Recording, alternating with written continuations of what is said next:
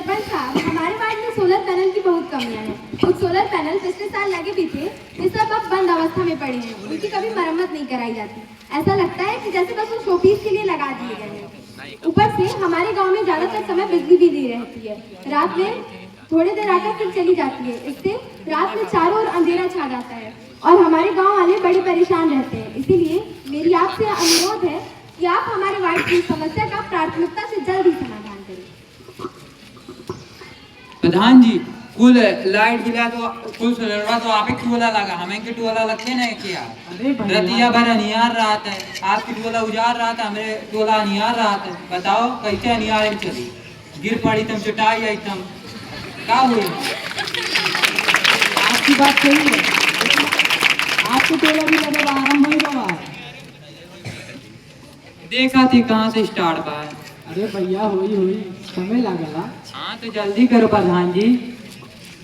इसका जवाब मैं बिजली विभाग प्रतिनिधि से जानना चाहता ये सरपंच महोदय, दिखाते नहीं। संतुष्ट हूँ, परंतु हमने जो सोलर पैनल लगवाए हैं वो शोपीस के लिए नहीं लगवाए गए हैं और सोलर पैनल पर कार्य जारी है। हम हर वर्ष नए सोलर पैनल लगवाते हैं और इस वर्ष भी हम सोलर पैनल लगवा रहे हैं।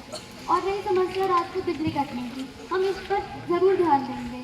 और ग्रामवासियों की समस्या है, ग्रामवासियों से हमें यह समस्या है कि वे जो सोलर पैनल लगवाए जाते हैं उनके साथ छेड़छाड़ करते हैं, वह मीटर पर कांटा डालकर बिजली की चोरी करते हैं और इनकी रात को बिजली काटने की समस्या को हम जल्दी दूर करेंगे। धन्यवाद महोदय।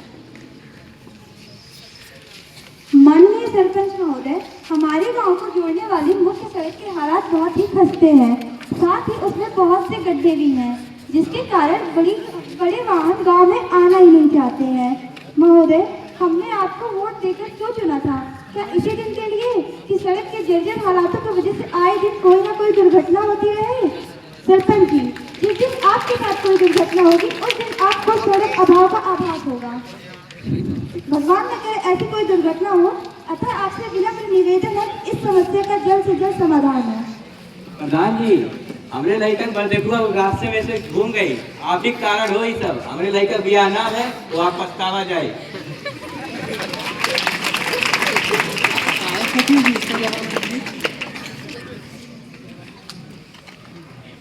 हम आपकी समस्या को पूरी गंभीरता से समझते हैं कि गांव की सड़कें इस समय खराब स्थिति में हैं। ये बताना चाहता हूं कि इस साल के बजट का पूरा सदुपयोग करके सड़क की मरम्मत का पूर्ण रूप से किया जाए। सरकार द्वारा ग्राम सड़क योजना और आकस्मिक मरम्मत के लिए बजट निर्धारित किया जाए और इसे प्रभावी ढंग से खर्च किया जाए। आपका धैर्य और सहयोग हमारे लिए महत्वपूर्ण है। मैं आपको भरोसा दिलाता हूँ इस कार्य का निरंतर निगरानी की जाएगी ताकि गुणवत्ता, समय की पाबंदी बनी रहे। हमें मिलकर अपने गांव को बेहतर बनाने के लिए लक्ष्य हासिल करना होगा। आप तो हमारी बातों से सहमत होंगे। धन्यवाद महोदय। सरपंच काका, आप तो जाना जाते हैं कि गांव के लोग इतना पढ़े लिखे ना ही हैं। यही नाते हम आपके क्या बताएं। जब वो लोग बैंक में जाते हैं तो बैंक में फार्म भरे पड़ जाता है, जेके कारण उन लोग कुछ समझ नहीं पाते क्या करे। और ऊपर से कागजी कार्रवाई बहुत ज़्यादा होता है बैंकों में। जब वो लोग पैसों की जरूरत पड़ता है तो बैंक वाले इतना ज़्यादा लोन बढ़ा देते हैं, जेके कारण इधर उधर से सूद लेके पड़ जाता है। ऊपर से उनके भारी भुगतान उठाना पड़ जाता है। इन नाते आपसे निवेदन करी थे कुछ समाधान निकाला जाए, ऐसे बैठे बैठे काम ना चलिए। अच्छा, आपके द्वारा दिया गया विचार पूर्ण सही है कि लोन लेने के लिए समय समय पर कानूनी प्रक्रियाएं और कागजी कार्रवाई अत्यधिक होती है, जिसमें आम जनता को कठिनाइयों का सामना करना पड़ता है। लेकिन चाचा, ये कानूनी प्रक्रिया है जिसमें आप प्रत्यक्ष रूप से कोई भी बदलाव नहीं कर सकते। लेकिन हमारी पंचायत आपके लिए सदैव तत्पर है। अंततः हम योग्य कर्मचारियों को बैंक में नियुक्ति करेंगे जो लोगों को आवेदन फॉर्म भरने में, दस्तावेज तैयार करने में और लोन से जुड़ी समस्याओं को औपचारिकता को सरल एवं सुलभ बनाने में निःशुल्क सहायता प्रदान करेंगे। इसमें ग्रामवासियों की परेशानियों को दूर होगी और सरकारी योजनाओं का लाभ बिना किसी अड़चन के प्राप्त होगी। अब तो आप खुश होंगे। ठीक है बचवा, खुश रहो। नमस्ते प्रधान। माननीय सरपंच जी, मैं आपका ध्यान हमारे गांव की तालाब की स्थिति की ओर दिलाना चाहता हूं। पिछले वर्ष तालाब की सफाई नहीं हो पाई थी और इस वर्ष हालत और बिगड़ रही है। तालाब में जमा पानी, गंदगी और लगातार बढ़ते मच्छरों के कारण हमारे वार्ड में पूरे गांव में बीमारी फैलने का खतरा काफ़ी बढ़ गया है। कृपया बताइए कि तालाब की पूरी तरह साफ सफाई कब किया जाएगा ताकि गाँव के लोगों को इस बढ़ती हुई समस्या से राहत मिल सके। सचिव जी, इसका जवाब दीजिए। आपका प्रश्न पूर्णतः उचित है। इस मुद्दे को लेकर हमारा ध्यान आकर्षित करने के लिए धन्यवाद। इससे न केवल ग्रामीण जन बल्कि हम सभी और पूरा पर्यावरण प्रभावित होता है। इसीलिए पंचायत इसको सुधारने हेतु अपना पूर्ण कोशिश करेगा, जिसमें कीचड़ निकासी, पानी की निकासी और मच्छर पर पूरा नियंत्रण रखेगा और दवा का भी छिड़काव होगा। यह पूरा काम 10-15 दिनों में हो जाएगा, जिससे गाँव वालों को भी राहत मिलेगी। सरपंच भैया, ये एनजीओ का होला? बहुत नाम सुन ले बाटी, पर एनजीओ आई ई करी वो करी, आखिर एनजीओ होला का? सरपंच महोदय, मैं यहाँ पर उपस्थित सभी ग्रामवासियों को यह बताना चाहती हूँ कि एनजीओ एक संस्था है जो लोगों के विकास के लिए काम करती है। सरपंच भैया, इसी गांव के बच्चन खातिर, शिक्षा खातिर, स्वास्थ्य खातिर और महिला लोगन के आगे बढ़ावे खातिर आपकी संस्था कुछ कैले बा?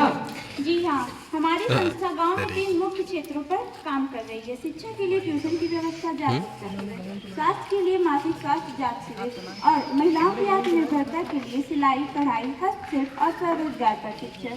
युवाओं को हम इन सभी कार्यक्रमों में वॉलंटियर जागरूकता फैलाने वाले सदस्य को और प्रशिक्षण सहयोगी रूप में जोड़ते हैं ताकि वे सीधे गाँव के विकास में योगदान दे सकें। धन्यवाद। हमारे लोगों कब हुई?